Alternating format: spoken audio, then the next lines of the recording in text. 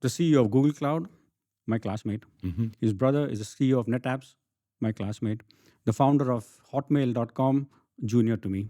But I used to lead everybody on the road doing the mischief, from breaking windows to jumping walls to robbing mangoes from the tree. I was always a gang leader. So forget about coding. I can get hundreds of people to code, but to get somebody from the ship and sit down with these 400 people is what makes the difference. So everybody says an employee journey starts when he joins his company at the age of 21 or 25. I said, no, an employee journey starts at the age of 5 or 6, the minute a child goes to school. Because from that day, we're educating him or her, unfortunately, to be a worker in the market. I've seen numbers that in the tech sector, 30% of employees will have ADHD. Welcome back to CyberHope, when technology meets the human being. Today, we are talking to Kiran Vas, who is a good combination of Indian Jugaad and Danish Hygge. He's originally an Indian sailor that became a IT management consultant. In a late age, Kiran figured out that he had a ADHD mind. So what did he do about that? He wrote a book, a very interesting book about it. And after writing this book, he started a new project where he looked into how deep tech can help the healthcare sector in Denmark. Welcome, and remember to like and subscribe so we can get our message out to the whole world.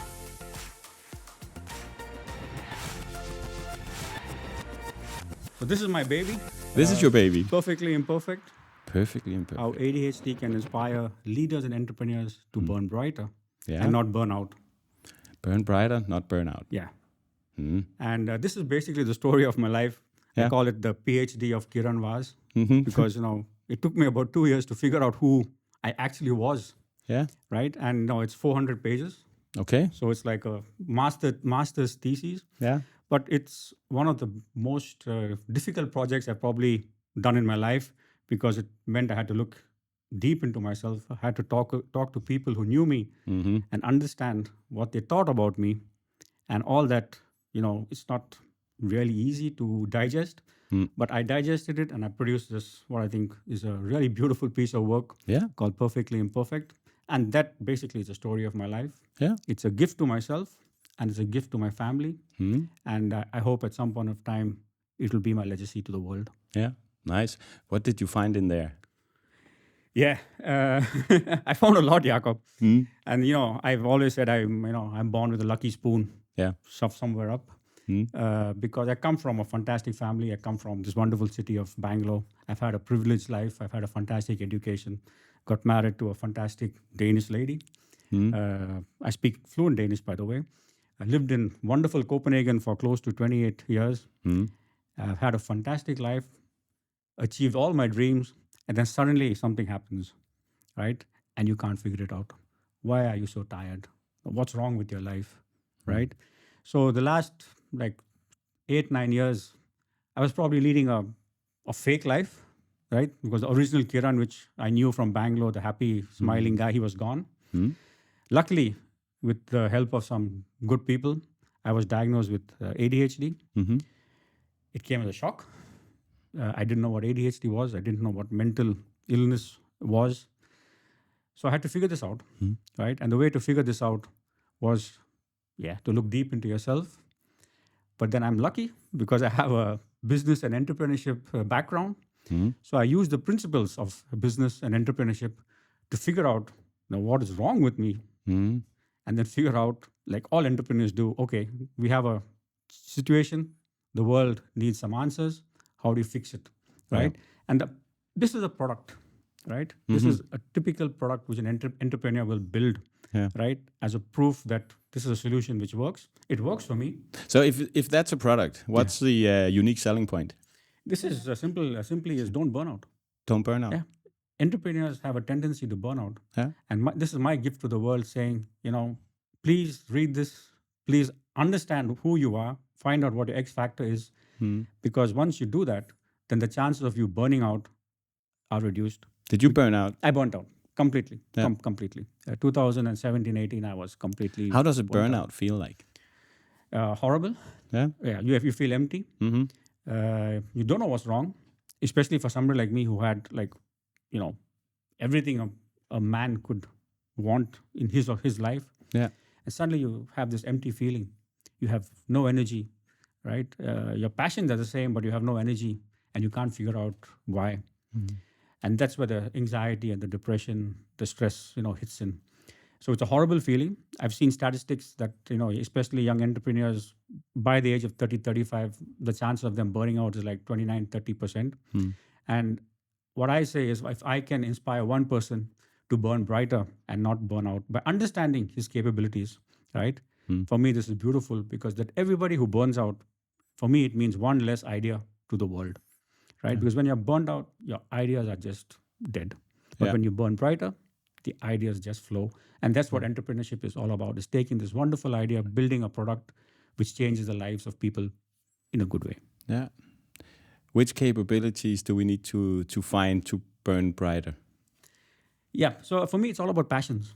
Passion. Right? Yeah. So entrepreneurs, we are filled with passions, right? And the capabilities I have, for example, is, I love to smile, because when I smile, I know that all my capabilities are in sync, they're in harmony, they're flowing, right? So you can look at, my passions are leadership and entrepreneurship. And it's not because I'm leading, I'm not a CEO of a big company, right? But a definition of a leader is at least, you should have at least one follower, right? If you don't have a follower, then you're not a leader. And I started, this leadership journey right from the age of 5 in Bangalore, where I used to lead everybody on the road doing the mischief, from breaking windows to jumping walls to robbing mangoes from the tree. I was always a gang leader. Yeah. So, I had this charm. I would smile and people would just follow me. We would get into trouble, the blame game, etc. But that's a sign of leadership for me, is if you have the capability to do something amazing, not breaking windows and robbing mangoes, but, taking an idea, building something about it, and then people follow you, people love you, people respect you, and people appreciate, who you are. Yeah. And the best definition of a leader for me is, if somebody comes to your house who you worked 20 years back, and you have this fantastic, relationship, you have a nice dinner. You've been with us. You've had dinner at my place. See, that's a sign of fantastic leadership, building harmony, building community. Yeah. Right? A sign of a good entrepreneur is basically taking, a problem in society and using technology or some other means to build a product, which people use, people enjoy. And for me, it's all about smiles. Yeah. Right? It's how do we smile more and grimace less. So leadership and entrepreneurship in a nutshell for me is go out, find what you're good at, get people to follow you, and then make them smile. Okay. That's a good recipe. Is that what we can find in the book? It is. Yeah, it is. And I take you through the worst parts of my life, right? So I'm very open, right? I'm very, very open, because when you're burnt out, you struggle. You can't find your smile. And I call myself a smileless pauper, because I know what it is not to smile. And then how do you come out from that smileless pauper state? What do you do step by step? And then you find out, wow, I have the chance of becoming a smiling billionaire. And it doesn't cost anything, Jakob. Literally, it doesn't cost too much of money. It's just finding your passions, executing, doing something good. Because the more I smile, the more the world around me who loves me smiles, right? And that's what it's all about. And that's why I set this goal of creating 1 billion smiles every day. That's what the book is about. It is. It is. I like the idea that a smile actually reflects the person that you're looking at, because it does. Of course it does. It's logic. If you smile, I guess you're happy, unless it's a fake smile. Exactly. But what do we need to get a smile all the way from one ear to the other? I think it's doing what you love, Jakob. Yeah, it's doing what you love. And making money out of it. Yeah. Making your hobbies your sort of your source of income. Very few people can do that, because at the end of the day, right from the age of, let's say, 15, 16, 17, 18, you have to put food on the table, right? So all of us have to put food on the table, except the ones who are born with the lucky gene, right? But otherwise, it's about putting food on the table. A lot of us get responsibilities when we are 18 or 19, right? In Denmark, we're quite privileged because we get help while we study, etc. But otherwise, it's all about putting food on the table. So you're probably forced into a career which you're not, especially in countries like India, where you're forced into a career which has a potential of you living a good life, right? So maybe there are a lot of people in the workforce who are doing stuff which is not their passion. But a true entrepreneur who has the guts, is actually converting his hobbies and passions into a lifestyle, Yeah. right? And making money out of it, and leading a good life, creating a community, Yeah. right? A community with smiles, because the better leader and entrepreneur you are, the better are the people who follow you, the better their families have it, right? And that's where the people I talk to who have companies, when they have their first company party and there are like 300 people at it, they say, Kiran, when I see 300 people at my company party, see, that's a responsibility, right? It's not just about 50 people, but it's 50 people and their families. So it's that's their responsibility. How do we build an environment where all three of them flourish, right? Because for me, it's work is like 8 to 6, 8 to 4, 8 to 5, right? But when you go home, you have another life. But if you smile at work, you take the smile back home, Yeah. right? And that's one of my formulas for a billion smiles, Jacob, is if I start the morning with a smile, my wife smiles, and her life, she touches about 2.5 people every day in her life. She used to work in a hospital, right? So that 2.5 is like a crazy number which multiplies, Yeah. right? So reaching a billion smiles for me is actually quite simple, Yeah. right? It's just if I start my smile, it's this ripple effect, Yeah. right? And the smile, as you said, should be genuine, Yeah. right? And that's very, very difficult in today's world, Jacob. It's To have a very- genuine smile. To have a genuine smile. It's very, very difficult, Yeah. right? So when you talk about it like that, I'm thinking that the idea is that you follow your passion, you do what you love, you do what makes you smile. And if you're able to earn money on that one, you're an entrepreneur. Yeah. Basically, right? And a leader. And a leader. Yeah. So the story of living in India, and you said, well, you need to get a good life. And for you to get a good life in India, you need to get a good job, education, and you need to follow maybe the family tradition. So that's, when I'm saying that out loud, you need to do that. How does that match with Kiran, the entrepreneur, the one that's want to follow his passion? Yeah. Kiran following his passion versus the family, maybe thinking you should be a doctor, maybe you a lawyer, all these things that. That's my prejudice. but I've been to India and I've heard the story that this is what you need to do. You need to get this education, and then you will get a good life. Not necessarily following your passion, but do this and then you get a good life. So how does that fit into your life? I come from a very privileged background. So I come from a really good family, a solid family. We've got 400 cousins all over the world who are like closely connected via a WhatsApp group, which is managed by my big sister, who's amazing. And it all starts with her sending a message out. This is, let's say, Kiran's birthday today, and a short brief of who Kiran is, right? And that message goes out to 400 people in our group, in our family. Yeah. And that's the first message I read in the morning. Yeah. Right. So back to Bangalore, I studied in probably one of the best schools in Bangalore or in India today, right? I think we're probably one of the biggest alumni in the world connected. And we have some crazy, crazy, crazy brains which come from our school, right? I don't want to mention names, but the CEO of Google Cloud, my classmate. His brother is the CEO of NetApps, my classmate. The founder of Hotmail.com, junior to me, right? Yeah. So the amount of brain power we had in that school is totally crazy. So you got the opportunity in school to follow your passion and your dreams, or at least they did, I guess. Yeah. So we were given the best education because the teachers were really good. We are put on the sports field. It was really competitive, right? So we had this fantastic infrastructure to succeed as human beings.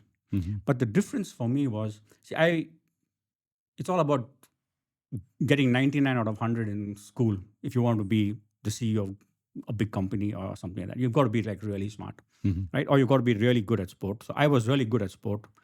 Studies never really interested me, right? Till I was probably 9 or 10, in the 9th or the 10th standard where I realized like, okay, boy, I've got to study because if I don't pass, then I'm going to be thrown out of this beautiful school. Then I probably have to go to a lesser reputed school. And that was not an option. So I studied, but my heart was to play, right? So I'm like really competitive.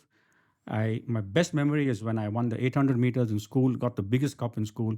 I still brag about it today. But I was also very lucky, Jakob, because I had a dad who didn't really care if I became a lawyer or an engineer or a doctor. He just wanted me to be Kiran. Yeah. Right. And the advice he gave me was like fantastic advice. Right. He says, just go and chase your dream. You're never going to get 19 out of 100, so don't even try. Right. You're never going to represent, India in hockey. Right. Because I had the talent to, the coach of a hockey team said, Kiran, you have the talent to play for India hockey, but you're just too bloody lazy. Right. And I was lazy.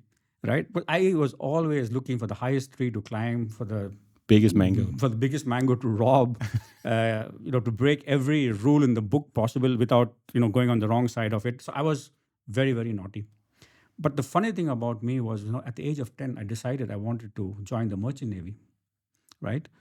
And you say, okay, but Kiran, Bangalore is like 300 kilometers from the sea. How did you ever think about that? But it fascinated me, Jakob.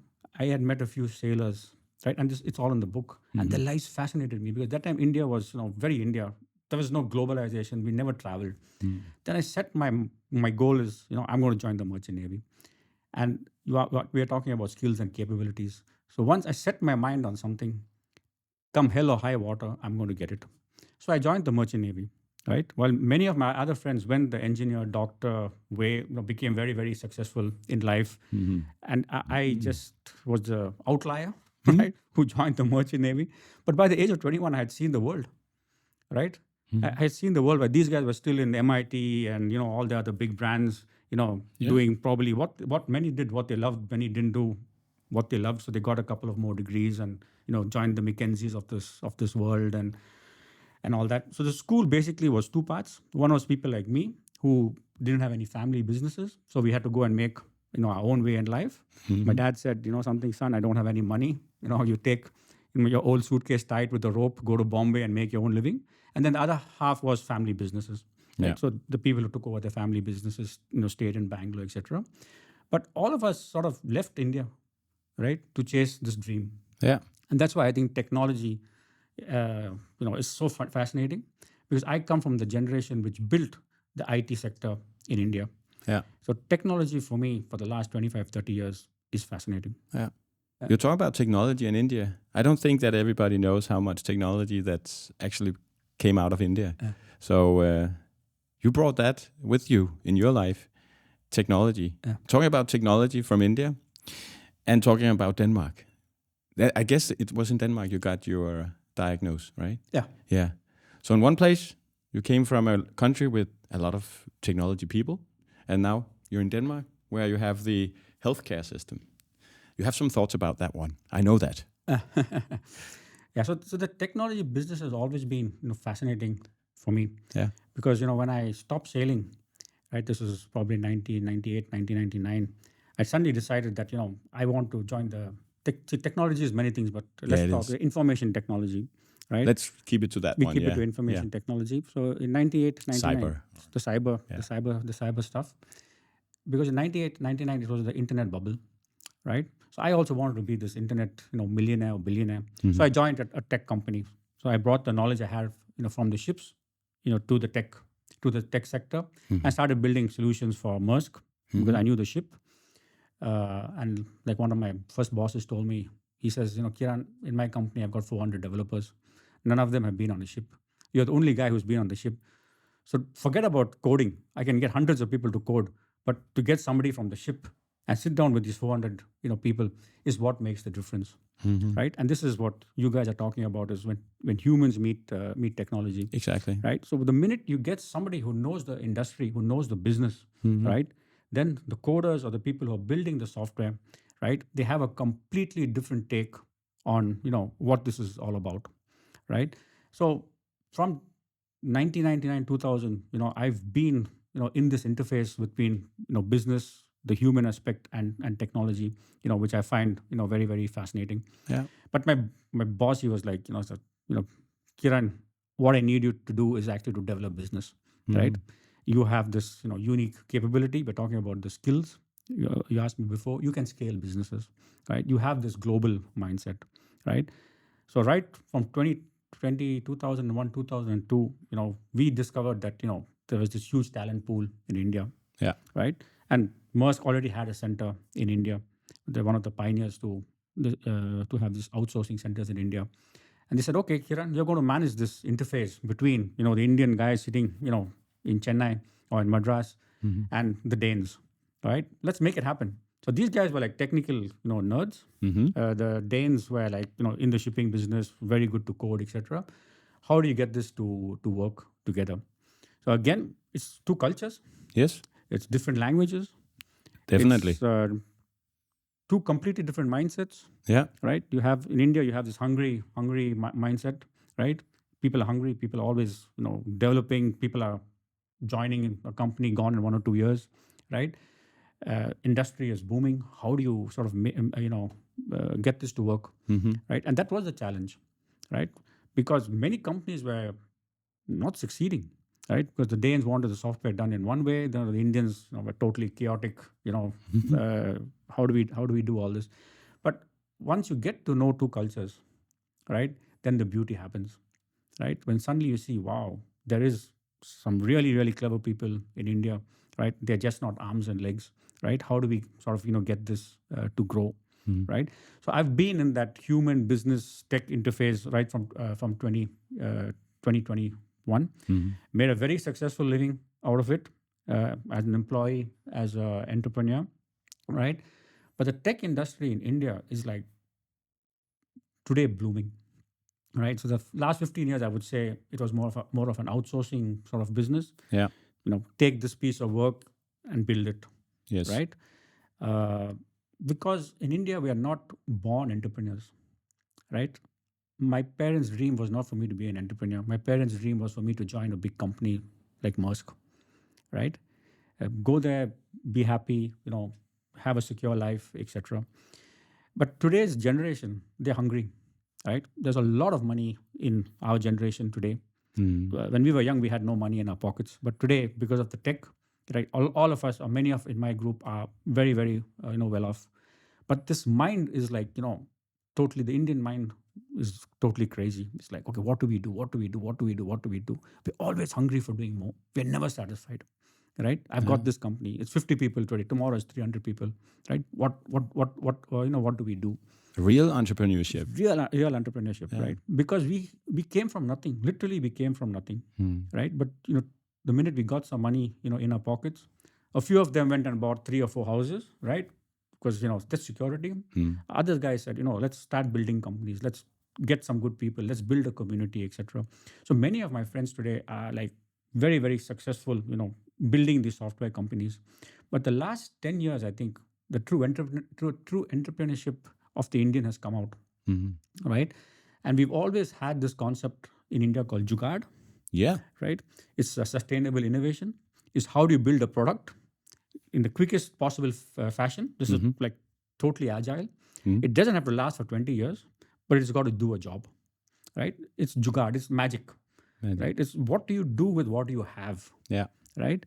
And today it's a very, very big industry, especially in the R&D, sector. Is that specific for the technology business and development, or is it Jugaad more of a life thing? It's a lifestyle. Yeah, right. It has been brought into the tech world to develop things faster. Faster and cheaper. Yeah, okay. Right? And also into manufacturing, also into, it's anything with mechanical parts. Yeah. Right? So how do you get mechanical parts to work together in harmony in the quickest possible way? Yeah. Right? So many of the R&D companies who have spent, let's say, 7 years on developing a light bulb, right? Today they're down to 1 or 2 years because, it has to work, right? It's got to meet some certain standards. And then, of course, then you have the quality, et cetera, et cetera. But just how do you do innovation faster? Yeah. Right? So we are all born and brought up in this Jugaad culture, right? We don't have money. What do we do? Let's make a shabby product. Let's get it to work. And then let's make a business, out of it. Yeah. And today, Bangalore, where I come from, is now the second biggest, hub after Silicon Valley, where ideas and technology are coming out. Yeah. And this is the passion, Jakob. For the last 15, 20 years, me and my colleagues have been doing stuff probably because, we had to earn a living. We had to join the big companies. We had to put food on the table. But today, when I go to India, I see the passion, right? I see people saying, okay, we've got this product. we've got this problem. How do we automate it? How do we build a company out of it? I'm curious about India, because it sounds to me when you talk about it, you get passionate, and I'm thinking, first of all, how is that different from Denmark? I'm interested in that part, but I'm also interested in the whole. You have ADHD, you have your book, and how is that looked upon in India, for example? Because those two questions I would like to, because that you must know. So how is mental illness and these things? How are they in India? Are they as broad? Is it the same? Is it the same culture? Is it the same diagnosis system? Is it how does people? Because you talk so passionate. Everybody is hungry. They have Jugaad. They want to go out into the world. But isn't there also some other side of that one? I've seen numbers that in the tech sector, 30% of employees will have ADHD, whether it's diagnosed or not. Right? There's numbers. There's been comments. Number from India or No, from globally. Globally. If you take the US, the tech hubs, they say about 30% will have ADHD.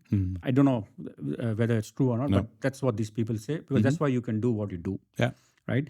Whether it's diagnosed or not, I don't know. No. So I was diagnosed because I was burnt out.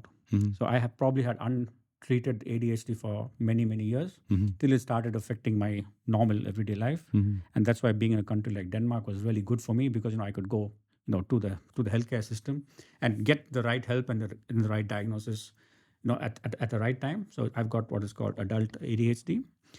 In India, to come back to it, mental health is pushed under the table. Right? In my generation, we don't talk about it. Right? Uncle X, he's a bit crazy. Keep Uncle X under the table. Don't bring him out, for parties, etc. Today, it's in the more privileged societies. It's much more accepted by the youngsters to talk about the illnesses, the mental health challenges, and this is like really, really fantastic, because some of the biggest names in India in the film industry, in the sports industry, they are very open about their depression, anxiety, stress, problems in the marriage life, etc. So the younger generation are more open to talk about it, right? The older generation, let's say above 25, 30, 35, they still put it under the carpet. My generation, if you say, my son or daughter has ADHD or bipolar or whatever, it's like it changes your life, because suddenly, how is he or she going to manage? How is he or she going to get married, right? So it's put under the carpet. Many of these, depression, anxiety problems today in India are escalating now in the form of suicides, etc. People are more open to talk about it now, and that's why when I went to India in January, it was one of the biggest surprises I got, where people actually came out and told me, like, Kiran, what you've done is amazing. It takes guts to stand up and tell your story. It takes guts to put Kiran Vas ADHD over here, right? Because all of us know we have something. All of us are frightened to get a diagnosis. So we probably cover it up with alcohol or some other stimulant just to get through life, because we've got to put food on the table, right? It's a huge problem. I went to Sri Lanka also with the book to talk to people. Mental health is a huge problem. There is no sort of, if you are not affluent, there is no sort of public system to help you. The children who are getting diagnosed today in my network come from affluent families. So the parents are, taking them and giving them, the help, the psychological, the psychiatric, the psychotherapy help they need. Yeah. But they're struggling. The school systems cannot handle them. When I was young, even if I had ADHD or dyslexia, it was you get a spank on your bottom and say, get on with life, right? Yeah. But in today's society, you can't do that, right? So there are a lot of children who are struggling, but I think now the parents, the affluent parents, are recognizing it, that if they don't do something to help the children, then this problem is going to escalate. We have instances in my own family also, and in about a year and a half, these children who are struggling, if they get the right help, they are flourishing again. I have a fantastic story about a very, very good friend of mine. He's about 42, 43, brilliant. And he's been working with me in Denmark and India for the last 15 to 18 years, right? He's an architect. Fantastic. So he would come to Denmark and do some amazing stuff. And then he would have an off day, and he was like my younger brother, so I used to look after him. Brilliant guy, but very unhappy.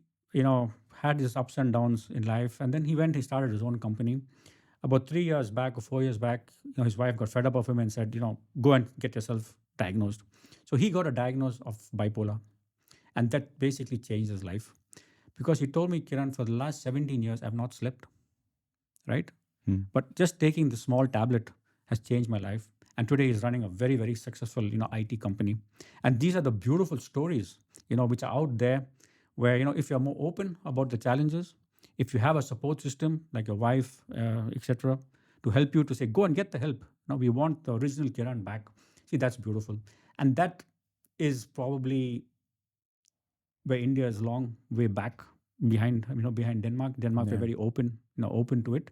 Well, in India, there are much more restrictions. But that's why, Jakob, I got such positive feedback when I went and showed this book and I spoke about it, because they said, Kiran, this is inspiring, right?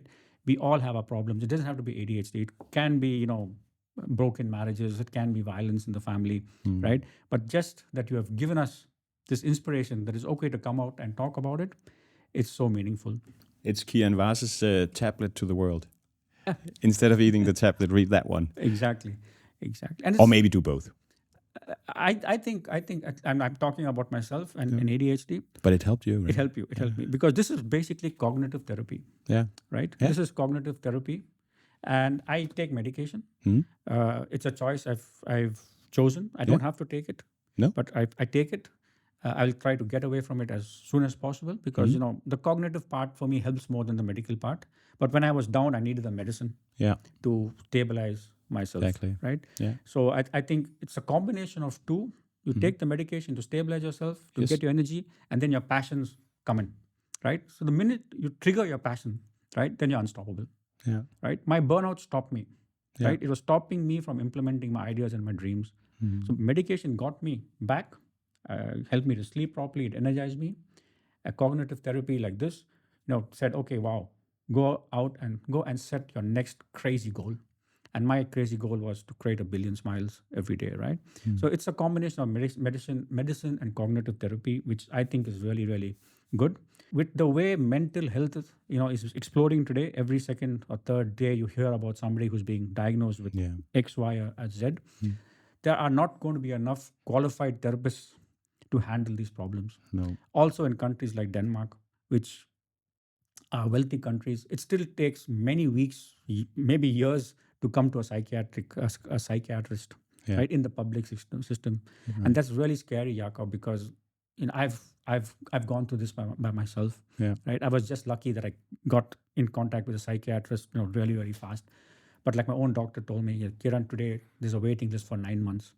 9 months. 9 months. Yeah. Between 9 months and more, right? Yeah. Don't quote me about statistics, please. But it takes 9 months to come into to talk to a psychiatrist, because there's such pressure, right? Just imagine, Kiran, if you had to suffer for 9 months, right? Yeah. Because I was suffering. I was just lucky. I got the world's best psychiatrist, in the corona, which was very difficult. But I got her, and she changed my life, right? But that suffering period, right, is really difficult, right? Because you're probably taking the wrong medication. You're probably self-diagnosing. It's horrible, right? And that's why I think, in countries like India, because you have the money, you can pay and come to a good psychiatrist. But again, you have to be open to come to the psychiatrist. Yeah. Because the minute you say, okay, I'm talking to a psychiatrist, okay, this guy's cuckoo, right? There's something wrong. There's something wrong with him. So there's a lot of stigma attached. Yeah, of course. A lot of stigma attached to it. But a lot of people today are talking openly, going for therapy. And a lot of young people being educated as counselors, as therapists, etc. But I think with the rate of mental awareness, the number of people who have these challenges, right? I don't think we are going to be able to scale with qualified therapists, right? No. Really good qualified therapists. You're probably That's scary. right. That's very, It's scary. very scary. It's very, very scary. Yeah. How do we solve that? For me, that's your that's your goal. That's my solve goal. that. Just solve the mental crisis, please. Please. Yes. When I needed therapy, so I went to like psychologists and I went to psychotherapists. Very quickly, I found out that the psychologists couldn't really help me, because after a couple of sessions with them, either I was bored, or they found my life so fascinating that they wanted to write a book or with me, or to go on a talk show with me. Yeah. But psychotherapy. Now you can just give them that I can one. just- I Yeah, did I've that. done it. So I've done it. Yeah, but psychotherapy helped me a lot, right? But this is the dangerous part: is you're letting somebody look into your brain, and how do you know the person you're letting into your brain is the right person? Can you trust him or her? Because they're going into your brain, right? I was very, very lucky that one of my friends for the last 20 years, he's an educated psychotherapist. He sat down with me and took me as far as I could. He gave me the techniques to to manage my challenges, to accept them, right? But I'm curious. What kind of techniques? it was basically visualization, Yeah. semi hypnosis, Okay. right? And the product of this is basically semi hypnosis, is visualization, Okay. because everything over here I've done, including building my virtual universe, Yeah. is visualization, Okay. right? So you go into yourself. Okay, I learned to breathe. I learned to meditate. It's not easy to meditate and to learn to breathe if you had ADHD, because you can't sit still. So it took me about a year and a half to find techniques, to which work. But the visualization is visualizing scenarios, right, which comes naturally to somebody like me with ADHD. I've got what I call a fertile imagination. So I can imagine things which many other people can't imagine, and then they say like, Kiran, how the hell did you think about this? But it comes naturally to me. So visualization for me, simulation for me, is very, very important. I believe that, talking about entrepreneurs and leaders and technology, it's our ability to make great decisions, right? How do you make a great decision, right? Most of our problems we land up to is because we made poor decisions, right? My depression and anxiety, what I went through, is what I called, I caused it by myself, right? I had no need, to achieve crazy, crazy goals. I'm a workaholic, or I was a workaholic, right? And the output of working like the way I did today, when I look back in it and say, yeah, okay, but some of your goals were totally unreachable, right? That's why you burnt out. That's why you suffer from some level of anxiety, because my goals were probably too high for my capabilities, right? Visualization helps you because you can simulate scenarios, both the negative and the positive, right? So for me, today, a lot of cognitive therapy is visualization, right? And in this book, I've visualized a complete metaverse called Olandia, and there are about 31 pixies, right, who are basically like avatars of people I respect, and each pixie is encoded with words of knowledge, with words of wisdom. So this is a process which I've gone through over 3 years, because I realized at some point of time is, I don't have the money to go to a psychologist or a therapist, once a week or twice a week, twice a month, because it's expensive, right? And all the information they were giving me, Jakob, was inside me, right? They were not telling me anything which I had not heard before. No. Right? The wisdom I got from my parents, I got from my grandparents, I got from my teachers, I got from my friends. What they were doing is they were giving me a process to talk, to solve my own problems, right? And this is what I've tried to do in this book, is to build this virtual universe, because I believe in the next 5 to 6 years, a lot of us who are capable, right, who have a good education, who have a good background, who have a good support system, we can solve a lot of the challenges we have in life ourselves, right? And this is where this whole process of avatars and the metaverse simulation becomes very, very interesting, right? Very. It becomes very, very interesting. Is because now we have this unique opportunity to design our own counselors, right? Again, you've got to be like pretty intellectual to sort of to go through this process by yourself. You've got to read a lot. You've got to listen to a lot of podcasts. You've got to digest a lot of information. Yeah. But then you've got to filter it, Yes. right, into a system which makes sense for you. And again, we're talking about skills, right? If I want to set a goal, right, who do I need to advise me to set a goal, right? So it's like now we're sitting in an e-sport sort of location. So if you want to train somebody in esport, right, you need like at least 10 different trainers, right? It's the physical trainer, the mental trainer, the cyber trainer, somebody to teach you to work as a team, etc. Right? And big companies, big sporting teams can do this because they have the resources, right? Yeah. So today you almost have a trainer for everything in a football team. But how do you, as an individual, get this this team up? Yeah. So I look at myself as an asset, right? A financial instrument, right?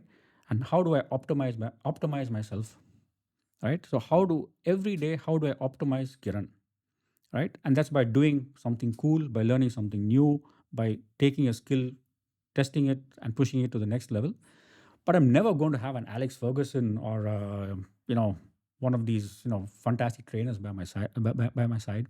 But if I find like Alex Ferguson's and Mother Teresa's and the Tony Robbins and the Sadhgurus of the world, fantastic people with fantastic knowledge, take their knowledge, filter it, right, into something which makes sense for me, something which sort of develops my capabilities, and then code them into these avatars or my pixies, right? So if I have a problem with anxiety, for example, I have two options, right? So one, I can go to YouTube, which a lot of people go to, and you get like crazy amounts of information, which make you or make me more anxious, right? Yeah. Because everybody's talking about it. Yeah. Everybody frightens the hell out of you.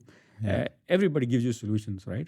Yeah. We try it, and then we struggle. In my case, I struggle even more because you really need somebody who you trust to guide you through anxiety, right? And this is where I think these avatars and technology comes into play, because you can code information into these avatars, right? So you have to, let's say, burnout. I'm very passionate about burnout because I don't want anybody else to burn out, right? And I know more and more people are burning out because the playing rules today are completely different, right? So 10, 15 years back, we were probably born of different stuff, right? And it was all about putting food on the table. You went to a job whether you liked it or not. Today, because the wealth we have around us, we can be more picky and choosy, and then we burn out because we probably got too many material things to manage, right? So I'm very passionate about burnout. So from a technology perspective, right? Just to sum up, before we go into the technology perspective, I just realized that you've created, was it 13 characters? 31 characters. 31 characters. All your own teachers somehow visualized that instead of going to Tony Robbins or whomever out there, you have your 31, your own created trainers that help you. Yeah. But that requires a lot of resources in the brain to create that. So maybe there is 31 simple teachers in that book that can help other people with finding their smile, right? Yeah. That's how I get it. Yeah. And the brilliant thing about this, Jakob, is let's say I have a character called Sparkplug, right? Or Spamfighter. Let's take Spamfighter because it's cyber. We take Spamfighter. Yeah. A beautiful character, right? So I'll take a step back. So we're talking about smiling. When do I smile the most? See, I have figured out I smile the most when 4 pillars in my life are in balance. I call it the nut worth, right? Nut worth. Yeah. It's a spin on the net worth. So if you call me at 12 o'clock in the night and say, Kiran, how much money are you worth? I'll give you an answer in 5 minutes because I'm a numbers guy. But if you ask me like, Kiran, you've got a crazy nut. Nut is a slang for head. Like, what's in your nut? How much is it worth? I can't answer that question, right? Because it's intangible. So I figured out when I smile the most is when my physical health, I call it wealth because it's an asset which I want to invest in, is when my physical health, my mental health, wealth, my financial wealth, and my social wealth, right, are in harmony. They are in balance. Then you smile. Then I smile, right? And I can do a lot of stuff to control what's in these 4 pillars of wealth that make me smile. But tomorrow, if I get a diagnosis of some dreaded disease, right, then my physical pillar of wealth is struggling. The minute that struggles, my financial resources, we are in Denmark, so we should be okay. But in other countries, it's under pressure, right? Mentally, you're under pressure because you're afraid, you're going through a grieving cycle, and socially, you're really dependent on that, to come through, this problem with this one of the with these diseases.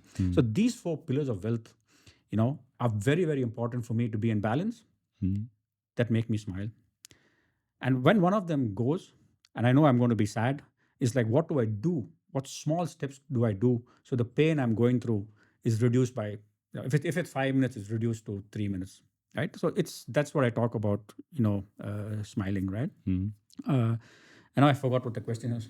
I was just summing up the book and the characters, and then we talked about the Spamfighter, and you mentioned the 4 pillars. Yes. So the connection between the Spamfighter and the 4 pillars, I guess that's it's important, right? That's what you're trying to get at. What does Spamfighter help you with in those 4 pillars? Yeah. So he basically filters a lot of information. Yeah. From which I'm forced to, or I am exposed to in my daily life. It filters it out. And then it serves me the information which makes sense to me. Today, from the time I get up in the morning to the time I go to sleep, I get, these tons and tons and tons of data, right? So 2 years back, the first thing I would do, I would read the news, and I would read some horrible story. Yeah. And that would, dictate my day.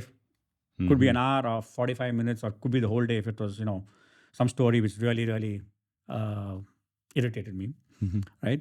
So using Spamfighter, right? He says, okay, why do you get up in the morning and read the news, right? Don't read the news. No. Yeah, so at least the first 45 minutes of the day, like you're doing something totally cool. So I meditate, for example, the first 45 minutes when I get up, I meditate, I breathe, I meditate, right? So that's a fantastic example of Spamfighter. So the next thing is, okay, you've got to read the news because you've got to know what's going on, in the world around you, right? And then using that mechanism, I probably looked at, let's say, 20 newspapers and then, settled for 1 or 2 because that's the information I want to receive. I want to be informed, right? I don't want to get into what's happening, in these situations because I can't control what's happening anyway, right? So rather than getting upset, I say, okay, I know what's happening over here in all the fields, right? And that's more than enough for me. If you look at the social, my social wealth, coming from India, is like I have millions of friends. Yeah. Right? Literally millions of friends. Yeah. Right? And everybody's my friend in 10 minutes, which is very different from Denmark, right?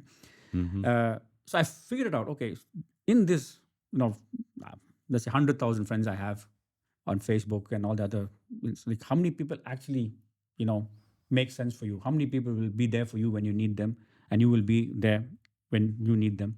So that helped me to filter out based on the information they gave me, the advice they gave me. So today I literally have about 150 people who I can go to in different sort of, situations in life. You are a good example. Is if I want to talk to somebody about cybersecurity, I know Jakob is the best person to talk about cybersecurity, right? So like that, there's about 150 people who help me, to guide me, who mentor me to make great decisions, right? And the rest are just friends. Yeah. Right. But the interaction with them is different. So this is the whole filtering process, right? Which I think Spamfighter is, very, very powerful. So that's one of the characters out of the 31. So of course we cannot go through all of them, but I know that as an entrepreneur, you probably have I know you have a new idea in your head. You get probably ideas every 5 seconds. Let's talk about deep tech. Yeah. Can deep tech help us fix the mental crisis? May not fix the mental crisis, but ease the pain it's causing. Yeah. Right? Just ease the pain a little bit. Yeah. And I think this is where Denmark is like really, really cool because, we've had like fantastic healthcare, digitalized healthcare for, many, many years. While in India, it's like very private. It's like very, very chaotic. Depends about how much money you have. It determines the sort of treatment you get. Yeah. So if I can find a sweet spot between the digital tech in Denmark, right? Because we have a process for almost everything in Denmark because our public sector is so strong, right? So there are standard operating procedures for almost every sort of ailment you can have. And all of this in many ways is digitalized, right? And then in India, you have this growing population, right? Where mental health is exploding. It's also bad in Denmark, but in India, it's like even more crazy. And the help is less, right? But there's this wonderful pool of technologists over there. So my whole goal now is to see how we can digitalize some of my cartoon characters. How can we build a metaverse, to handle these problems, right? So what we are working on right now is basically looking into, let's say, an employee journey, right? So everybody says an employee journey starts when he joins his company at the age of 21 or 25. I said, no, an employee journey starts at the age of 5 or 6, the minute a child goes to school, right? Because from that day, we're educating him or her, unfortunately, to be a worker in the market, right? We're not educating him or her, in most cases, to be a human being, No. right? I've never heard before of people burning out in school trat, No. right? I've never heard of it, No. right? When I was young, I went to school to chase a ball. I never studied, but I went to school to chase a ball. I was tired of chasing a ball, right? So the mental health problems, if you look at it from a workforce perspective, in my book, they're starting at the age of 5 or 6, right? So there are 3 or 4 different groups which are very, very interesting. One is the age between 5 and 15, because that's typically where ADHD or bipolar in advanced countries like Denmark will be diagnosed, right? Then you have the age group between 15 and, let's say, 25, who are starting in the workforce, right? So they are like fantastic people. They are totally into the stuff you guys are doing, the social media and on the phones, etc. So for them, technology is a part of their life. Is how do we influence them? So when they come into the workforce, they come in as capable, human beings, right, with a skill which is usable in the workforce. Then you have the group who are in the workforce now, who are struggling, right? They get no help because there's nobody to guide, not many people to guide them. So that's why you're seeing in the consulting companies so many people burning out by the age of 35, right? ADHD, bipolar, dyslexia is being diagnosed almost every day, in the workforce, right? And for me, a workforce optimizes an employee for the benefit of the workforce. Yeah. Right? I'm sorry to say that, but that's my hypothesis, right? So as You employees, do it because of the company that you're hired in and not because of the human. yes, exactly. That's- So my whole take is that we as employees look at ourselves as assets, and we should, from the age of 5 or 6, you need help to sort of invest in this asset, and that's the parents' responsibility, and then it changes over time. Yeah. Right. So the age between 25 or 35, who are in the workforce, they're struggling because they have to come through this the corona crisis, which is not easy for many, including myself. Right. And then you have the age group between 35 and above, who have young families, etc. So they're struggling. Many are struggling by themselves. Many are struggling with their children. Right. So burnout is very, very interesting for me because I've gone through it. I know it's going to come because the pressures are even more. So what we are trying to do is to use deep tech. Yeah. Right. Deep tech sounds very, very fancy. Everybody's talking about it. AI and deep tech is like the in thing.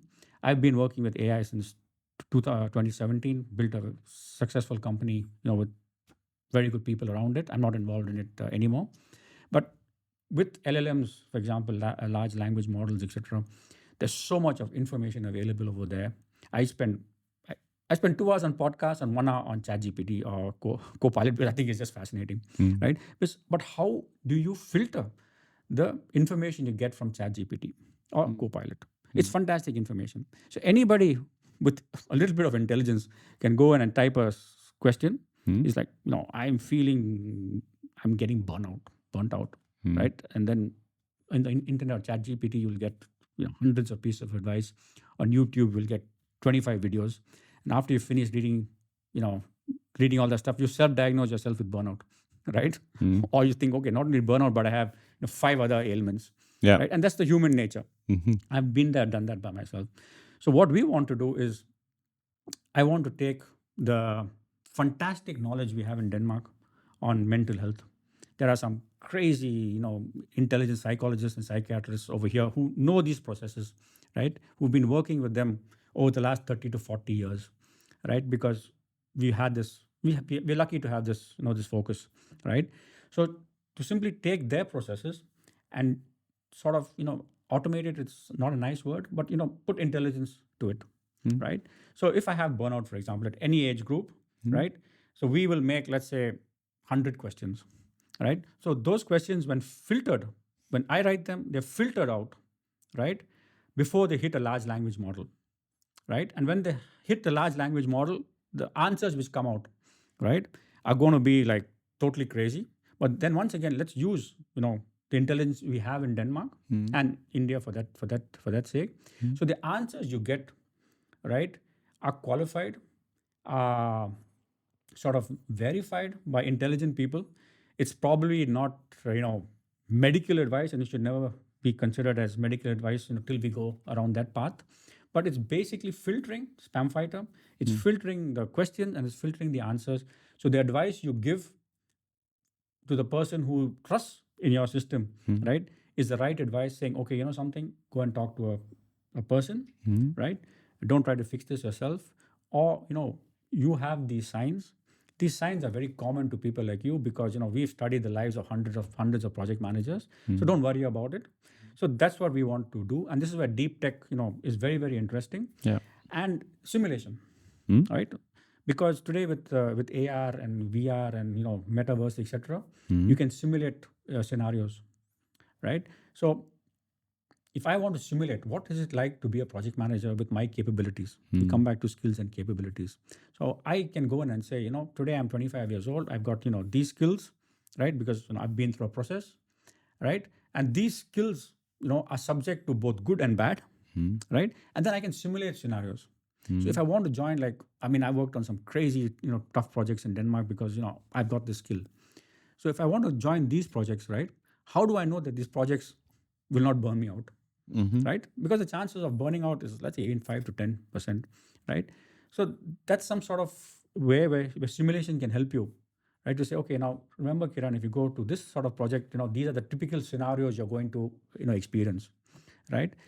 And in a real project, you're probably just talking to one guy who, let's say a project of 100 people, right? There's probably one guy who's tried this before, right? The rest of us are just trying it for the first time, right? So I want to build that intelligence of that guy who's tried it once into the system.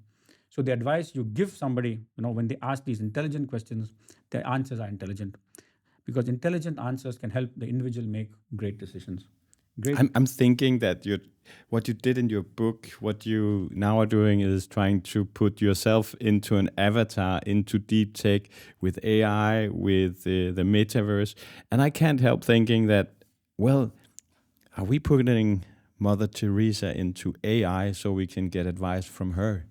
It's if we could do that, it would be beautiful. It would be really, really beautiful. Yeah. Because she's such a beautiful person. She's created a global brand, if I may call it, right, with almost no money, right, helping millions and millions of people's of life. Such a beautiful person. One of my favorite savant leaders, right? Yeah. So it's basically, in what I'm trying to do is, I'm the minimum viable product. Yes. I've been through burnout. I understand it, very, very well from a user perspective. I don't understand it from a scientific or a medical perspective, right? But I'm saying, okay, I'm the use case. I'm the guinea pig, right? Because today with deep tech, you can do pattern recognition, you can do voice recognition, you can detect emotions. So I have studied about 30 emotions which make me smile and make me sad, right? It's all in the book, right? So this is very, very difficult stuff. It's also risk management, right? It's a lot of stuff over there, what I'm trying to do. And I require really, really intelligent people to do this, both from the medical community, but also from the tech community. The fun part about this is the techies today are all going to be 25 to 30 years old because they're born into this universe. Right, they're born into the simulation universe. When they come out at the age of 22 from one of these schools, they're coming out with the, with the Apple, whatever, Pro Vision. They're coming out with the Google lenses. So I'm doing these projects with these youngsters, and it's so exciting. It's so exciting to see these avatars come to life. So basically, I've got young kids who are taking some of the avatars in my book and making them sing and dance. Because this is what the youngsters in the group I was talking between 25 to, let's say, 15 to 25, this is what they want, right? They don't want to see a boring Uncle Kiran, 57 years old, giving them advice. They want to see a happy, smiling cartoon character which they can relate to, giving them some sort of advice. And these characters can be only built by the young people, right? So I'm taking my wisdom and I'm giving it to the youngsters and say, okay, make something out of this, Yeah. which your generation needs. That's beautiful. Yeah. That's where wisdom meets the youth. That's where wisdom meets technology. Yes, wisdom meets technology with the right heart, With the right heart. with the right heart and with the right purpose. Right? That's beautiful. Yeah, Yeah. I think so. That's CyberHope. That's CyberHope. It is. It is. It is. It is. Cool, Kiran. Yeah. We've been talking for an hour now. And like I said, Jakob, for me, technology is an interface to my dreams. Technology is an interface to my your dreams. To achieve my dreams. Yeah. Right? Because I can't achieve Let's my get dream. some final words on that Yeah. one. What do you mean about that? Technology. Today there's so much of negative talk about technology, right? Everybody's worried about AI. Everybody's worried about the amount of time the children are spending on their, on social media, etc. But I think, we as parents today, it's easy for me to talk because my children are 22 and 26, right?